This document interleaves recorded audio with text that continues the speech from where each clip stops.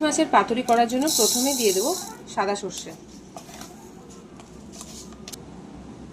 তারপরে কালো সর্ষে, পোস্ত,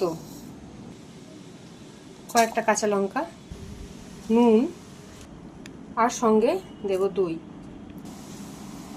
জল দিয়ে পেস্টটাকে বেটে নেব। বাটাটার মধ্যে দিয়ে দেবো হলুদ, দিয়ে দেবো সর্ষের তেল, সব কিছু ভালো করে মিশিয়ে নেব। পরিমাণ মতো নুন দেব।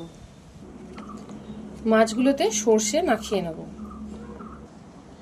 লাউ পাতায় মুড়বো, তাই জন্য লাউ পাতা নিয়ে নিয়েছি, ওতে দিয়ে দিচ্ছি সর্ষে তেল। তেলটাকে ভালো করে বুলিয়ে নেব। একটা করে মাছ নিয়ে পাতার উপরে দিয়ে দেবো আর একটু করে গ্রেভি। ওপর থেকে দিয়ে দেবো একটা করে কাঁচা লঙ্কা। তারপর পাতাটাকে আমরা ভালো করে মুড়িয়ে নেব।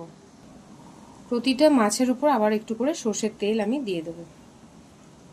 একটা প্যানে সর্ষের তেল দিয়ে দিয়েছি, গরম করে নিয়েছি। এবার পাতুলিগুলো এক এক করে আমরা সাজিয়ে দেবো। এটাকে ঢাকা দিয়ে রান্না করতে দেবো কিছুক্ষণ।